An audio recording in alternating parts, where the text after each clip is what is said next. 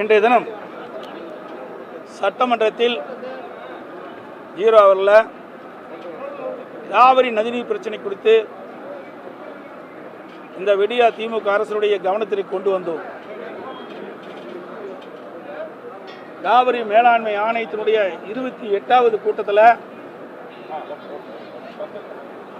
எடுக்கப்பட்ட முடிவு தமிழகத்திற்கு பாதகமானது.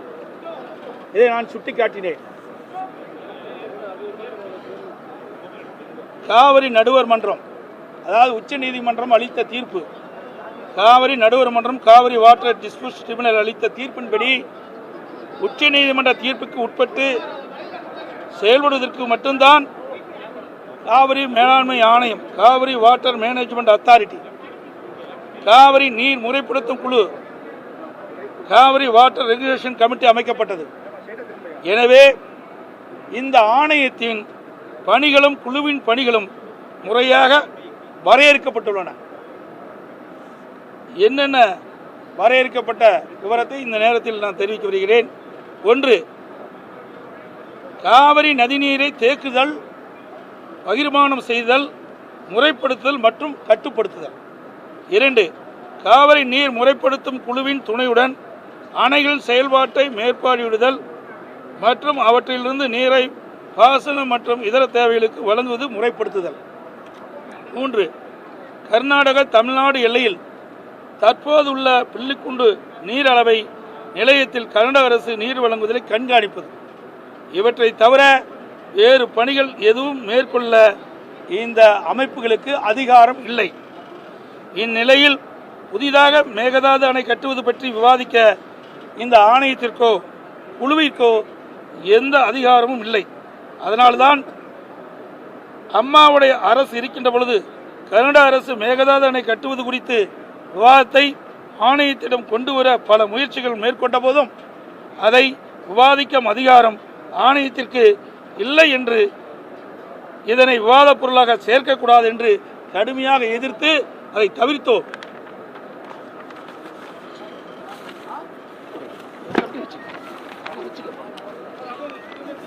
(2018) மேகதாது அணை குறித்து பிரச்சனை மத்திய நீர்வள கமிஷன் பார்வைக்கு சென்றபோது, அதாவது கர்நாடக அரசு மேகதாது அணை கட்ட விரிவான திட்ட அறிக்கை தயாரிப்பதற்காக மத்திய நீர்வள கமிஷனுக்கு கடிதம் அனுப்பப்பட்டது. அந்த கடிதத்தை மத்திய நீர்வள கமிஷன் காவிரி மேலாண்மை ஆணையத்துக்கு அனுப்பப்பட்டது.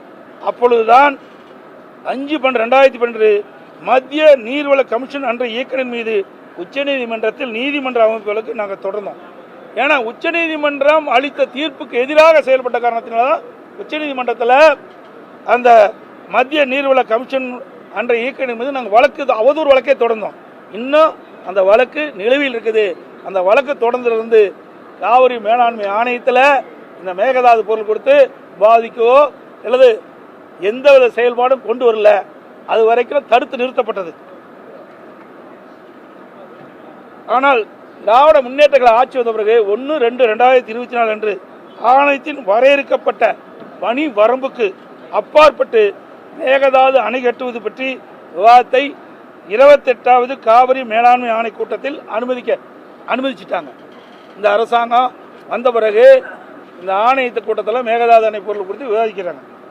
மேகதாது பற்றி விவாதம் நமது எதிர்ப்பை மீறி செயல்பட்டிருந்தால் உடனடியாக இவர்கள் அனுப்பிய அதிகாரிகள் என்ன செஞ்சிருக்கணும்? உடனே அந்த கூட்டத்திலிருந்து வந்திருக்க வேணும், வெளிநடப்பு செஞ்சிருக்கணும், எதிர்ப்பு தெரிவிச்சிருக்கணும். ஆனால் அவர்கள் அந்த கூட்டத்தில் கலந்து கொண்டு ஒரு இக்கட்டான சூழ்நிலை ஏற்படுத்தி விட்டாங்க. இப்போது ஆணையம் அந்த அதிகார வரம்புக்கு சம்மதமில்லாத மேகதாது அணை கட்டுவது குறித்து கருத்தை மத்திய நீர்வள கமிஷனுக்கு, சென்ட்ரல் வாட்டர் கமிஷனுக்கு ஒரு பரிந்துரை செய்துள்ளது. இதுவரைக்கும் நான் ஏற்கனவே சட்டமன்றத்தில் நீர்வளத்துறை அமைச்சருடைய கவனத்துக்கு கொண்டு வந்தேன். அவர் பதில சொன்னார். ஆனால் 28வது காவிரி மேலாண்மை ஆணையத்தில் 28வது கூட்டத்தில் காவிரி மேலாண்மை ஆணையத்தில் என்ன நடந்தது என்ற செய்தியை இது வரைக்கும் சொல்லல. இன்னைக்கு தான் அப்படியே மேலோட்டமாக தான் சொல்லியிருக்கார். ஆகவே இது அன்றைய தினம் எடுக்கப்பட்ட முடிவின்படி காவிரி மேலாண்மை ஆணையம் மத்திய நீர்வள கமிஷனுக்கு அனுப்பியிருக்கிறாங்க. அந்த மத்திய நீர்வள கமிஷன் ஏதாவது முடிவு எடுத்து விட்டா அங்கே அணை கட்டின்ற ஒரு சூழ்நிலை ஏற்பட்டு விடும் என்ற அச்சத்தின் அடிப்படையில் நாங்கள் இந்த இதனை 0 அவர்களை எழுப்பணும். ஏன்னா கர்நாடக அரசு அண்மையில் நடந்த சட்டமன்ற பேரவையில் அதனுடைய முதலமைச்சர் மேகதாதுல அணை கட்டுவதற்கு நிதி ஒதுக்கீடு செய்ததாக தெரிவிச்சிருக்கிறார். அங்கே நிதி ஒதுக்கீடு செஞ்சிருக்கிறாரு.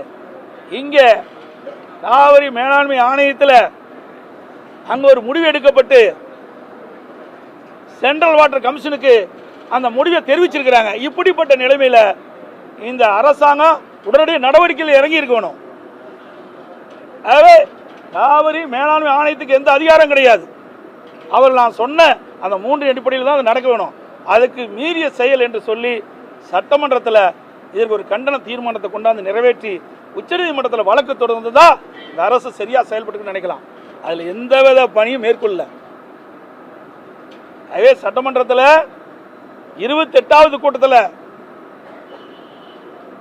காவிரி மேலாண்மை ஆணையத்தில் எடுக்கப்பட்ட முடிவு சரியில்லை அப்படியே ஒரு கட்டண தீர்மானத்தை நிறைவேற்றியிருந்தா இந்த அரசை நாங்கள் பாராட்டியிருக்கோம். அதுவும் செய்யல. அது நிறைவேற்ற பிறகு உச்சநீதிமன்றத்தில் போய் வழக்கு அதுவும் செய்யல. இன்று ஒருவேளை காவிரி மேலாண்மை ஆணையம் அனுப்பப்பட்ட அந்த அடிப்படையில் சென்ட்ரல் வாட்டர் கமிஷன் ஏதாவது சாதகமாக செஞ்சுட்டா தமிழகத்துக்கு பாதகம் ஏற்பட்டு வரும். அனைத்து இந்திய அண்ணா திராவிட முன்னேற்ற கழக அரசு இருக்கின்ற பொழுது உச்சநீதிமன்றத்தில் சட்ட போராட்டம் நடத்தி ஒரு நல்ல தீர்ப்பை பெற்று தந்திருக்கிறோம். அந்த தீர்ப்புக்கு இந்த 28வது கூட்டத்தில் எடுக்கப்பட்ட முடிவு பாதகம் ஏற்படுமோ என்ற ஒரு ஐயம் இப்பொழுது ஏற்பட்டிருக்குது. இன்றைக்கு ஒருவேளை மேகதாது அணை கட்டப்பட்டு விட்டால் மேட்டூருக்கு தண்ணீர் வராமல் வறண்டு போய்விடும். டெல்டா மாவட்டம் பாலைவனமாகிவிடும். ஆகவே இந்த அரசு அலட்சியமாக நடந்து கொண்டிருக்கின்ற காரணத்தினால்தான் இதையெல்லாம் இந்த அரசுடைய கவனத்துக்கு கொண்டாந்துருக்கிறோம். இந்த அரசு இந்த 28வது காவிரி மேலாண்மை ஆணை கூட்டத்தில் உரிய முறையில் கவனம் செலுத்தாமல் அலட்சியமாக இருந்து இன்றைக்கு நாம் வாங்கிய தீர்ப்புக்கு குந்தகம் ஏற்படும் என்ற அச்சம் ஏற்பட்டுகின்ற நிலையை இந்த நேரத்தில் உணர்த்தியிருக்கிறோம். இது குறித்து டெல்டா மாவட்ட விவசாயிகள் கொந்தளிப்போடு இருக்கிறார்கள். இந்த அரசு எது நடவடிக்கை எடுக்கல. ஏன்னா காவிரி மேலாண்மை ஆணையத்திற்கு ஒரு வரையறுக்கப்பட்ட அதிகாரம் இருக்குது. அந்த அதிகாரத்துக்கு உட்பட்டு நடக்கல, அதிகாரத்தை மீறி நடந்திருக்கிறாங்க. அந்த அதிகாரத்தை மீறி நடக்கின்ற பொழுது அனைத்து இந்திய அண்ணா திராவிட முன்னேற்ற கழக அரசு பொழுது உரிய நடவடிக்கை எடுத்தோம். அதனால இந்த மேகதாது அணை குறித்து எந்த பொருளும் வைக்கல அதிமுக அரசு இருக்க வரை. ஆனால் இந்த விடியா திமுக அரசு வந்த பிறகு இந்த 28வது கூட்டத்தில் இப்படிப்பட்ட ஒரு நிலைமை ஏற்பட்டிருக்குது. இது உண்மையிலேயே கண்டிக்கத்தக்கது. அப்படி அவர் சொல்லிட்டு இருக்காங்க. இப்படிதான் முதல்ல சொல்லிட்டு இருந்தாங்க. அதாவது இதெல்லாம் நீதிமன்றத்துக்கு போயிட்டா நீதிமன்றத்தில் எப்படி தீர்ப்புன்னு சொல்ல முடியாது.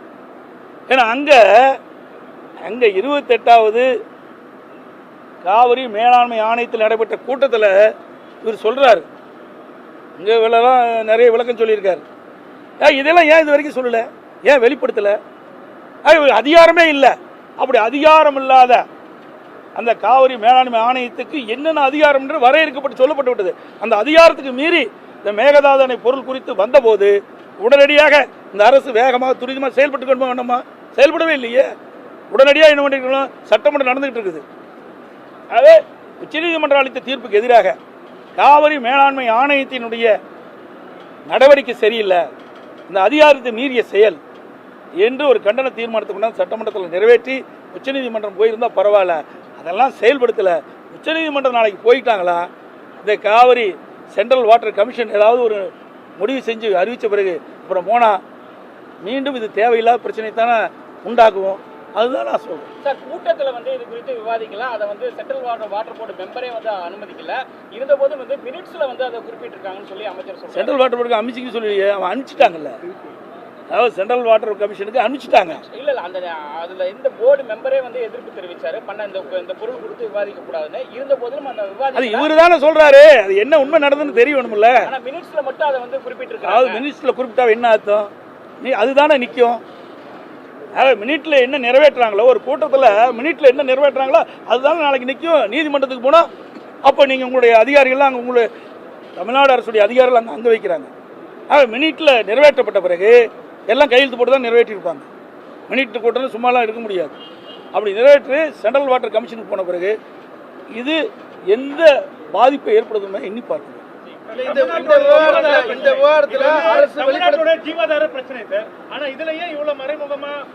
அதைத்தான் நான் சுட்டி காட்டுறேன். ஏன் இவ்வளவு மறைமுகமாக இருக்கிறீங்க? காவிரி மேலாண்மை ஆணையத்திற்கு இன்னென்ன அதிகாரம் தான் வரையறுக்கப்பட்டு ஒடுக்கப்பட்டு விட்டது. அதன்படி தான் நடந்துகிட்டு இருக்கிறாங்க. இதை மீறி வருகின்ற போது நாங்கள் நீதிமன்ற அவமதிப்புகளுக்கு தொடர்ந்து நீதிமன்ற நிலுவையில் இருக்குது. அப்போ இருந்த காரணத்தினால தான் இந்த பொருள் குறித்து எதுவுமே வைக்கல. அதிமுக அரசு இருக்க வரைக்கும் மேகதாது அணை குறித்து இந்த காவிரி மேலாண்மை ஆணையத்தில் எந்த பொருளும் வைக்கல. ஆட்சி மாற்றம் வந்த பிறகு, இந்த அரசு வந்த பிறகு இப்போ இந்த பொருள் வச்சிருக்காங்கன்னா சந்தேகம் ஏற்படும். கர்நாடகா கூட்டணி அவங்களோட கூட்டணியில தான் இருக்கிறாங்க. இதுல டிரான்ஸ்பரன்சி இல்லாம இருக்கு.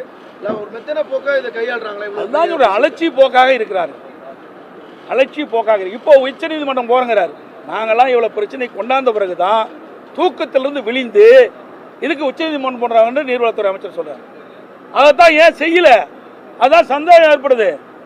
உடனடியாக 28வது காவிரி மேலாண்மை கூட்டம் முடிந்த பிறகு இதற்கு தமிழகத்துக்கு அநீதி இழைக்கப்பட்டது என்று தெரிந்தவுடன் உடனடியாக சட்டமன்றம் கூடியிருக்குது. இந்த சட்டமன்றத்திலேயே இந்த காவிரி மேலாண்மை ஆணையம் எடுக்கப்பட்ட முடிவு சரியில்லை என்ற ஒரு கண்டன தீர்மானத்தை நிறைவேற்றி இதை தொடர்ந்து உச்சநீதிமன்றத்துக்கு எதிரானது என்று அவதூறு வழக்கை தொடர்ந்து தான் இது நிற்கும். எதையுமே செய்யலையே. இப்போ நாங்கள் கொண்டாந்து 0 அவர்கள் கொண்டாந்து பேசங்காட்டி தானே இவ்வளோ விளக்கம் சொல்றீங்க. இதுக்கு முந்தி இந்த விளக்கமே சொல்லலையே. சார், 1ஆம் தேதி கூட்டம் நடந்தது. இன்னைக்கு 20ஆம் தேதி 22 நாள் ஆச்சு.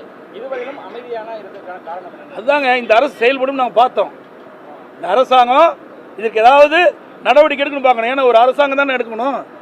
இந்த அரசாங்கம் தூங்கிக்கிட்டு இருக்குது. இந்த அரசாங்கம் அலட்சியமா இருக்குது. இந்த அரசாங்கம் விவசாயிகளுக்கு விரோதமாக செயல்படுகிறது. ஆகவேதான் இது குறித்து அவையுடைய கவனத்துக்கு கொண்டாந்து இனியாவது இந்த அரசு நடவடிக்கை எடுக்க வேண்டும். அலட்சியிலிருந்து அலட்சிய போக்கை விட்டுவிட்டு தமிழ்நாட்டு நலன் கருதி, விவசாயியுடைய நலன் கருதி, டெல்டா பாசன விவசாயிகள் நலன் கருதி 20 மாவட்ட மக்களுக்கு குடிநீர் ஆதாரம் வழங்குவது காவிரி நீர். இப்படிப்பட்ட முக்கியமான ஜீவநதியாக இருக்கின்ற காவிரி நீர் வறண்டுவிடக் கூடாது என்பதற்காகத்தான் நாங்கள் 0 அவர்கள் இந்த எழுப்பணும், இந்த விஷயத்தை எழுப்பணும். இன்றைக்கு விவசாயிகள் மத்தியில் ஒரு பெரிய கொந்தளிப்பு ஏற்பட்டுள்ளது. விவசாய சங்கத்தை சேர்ந்தவங்க இடத்துல நாடிக்கொண்டிருக்கின்றார்கள். இது குறித்து எங்களுடைய தலைமை முடிவு செய்யும்.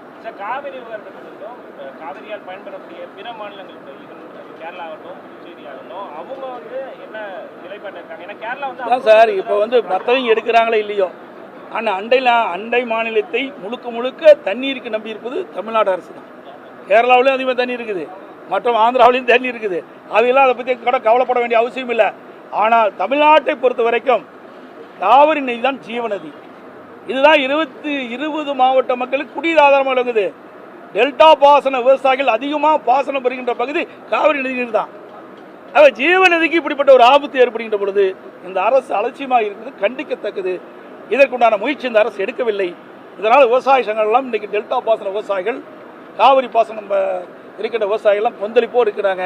ஆக இந்த அரசு அலட்சியமாக இருந்த காரணத்தினால் இந்த அரசுடைய கவனத்துக்கு மட்டுமல்ல, தமிழ்நாட்டுடைய நலனை கருது, விவசாயியுடைய நலனை கருது, பொதுமக்களுடைய கருது அனைத்து இந்திய அண்ணா திராவிட முன்னேற்ற பிரதான எதிர்க்கட்சி என்ற முறையில் இந்த 1/2/2020 நடந்த கூட்டத்தை கூட இதுவரைக்கும் எடுக்காத காரணத்தினால தான் இந்த 0 அவர்களை கொண்டு வந்து இதை முறையாக அரசுடைய கவனத்துக்கு கொண்டு வந்து இதுக்கு நடவடிக்கை எடுக்க வேண்டும். இந்த அரசை கண்டிக்கிறோம். இந்த அரசு இன்னும் தூங்கி கொண்டிருக்காமல் விவசாயிகளுக்கும் பொதுமக்களுக்கும் விரோதமாக செயல்படுவதை தவிர்த்து இதை செயல்பட வேண்டும். ஏன்னா இந்திய கூட்டணியில் அங்கம் வைக்கிறாங்க. இப்போ கூட சொல்ற நெருக்கமாக இருக்குங்கிறாங்க. இன்னைக்கு அங்கே இருக்கிற கர்நாடக முதலமைச்சரும் தமிழ்நாட்டில் இருக்கிற அமைச்சரும் நெருக்கமாக இருக்கிறாங்க. அப்படி நெருக்கமாக இருக்கின்ற பொழுது இப்படிப்பட்ட பிரச்சனை வருகின்ற பொழுது ஏன் செயல்படலை? அதுதான் சந்தேகத்தை எழுப்புது. இதுதான் ஒரு ஜீவ நதியாக இருக்கின்ற காவிரிக்கு ஆபத்து வந்துவிடுமோ என்ற நிலைப்பாடு தமிழக மக்களிடத்தில் இருக்குது, விவசாயிடத்தில் இருக்குது. ஒட்டுமொத்த இன்னைக்கு எல்லா கட்சியுமே எதிர்கட்சி எல்லாம் பேசுனாங்களே, அவருடைய கூட்டணி இருக்கிற கட்சியில் கூட பேசுனாங்களே. ஆகவே இந்த அரசு மெத்தனை போக்கை விட வேண்டும், அலட்சிய போக்கை விட வேண்டும். ஆகவே இந்த அரசு இதிலே முழு கவனம் செலுத்தாத காரணத்தினால தான் இந்த காவிரி பிரச்சனைக்கு இது வரைக்கும் துன்பத்தை சந்திச்சோம். அதிமுக அரசு தான் இதுக்கு விடிகாலம் பிறச்சது. அதை கூட இனி காப்பாற்ற தவறிய விடியா திமுக அரசு கண்டித்து வெளிநடப்பு செய்யும்.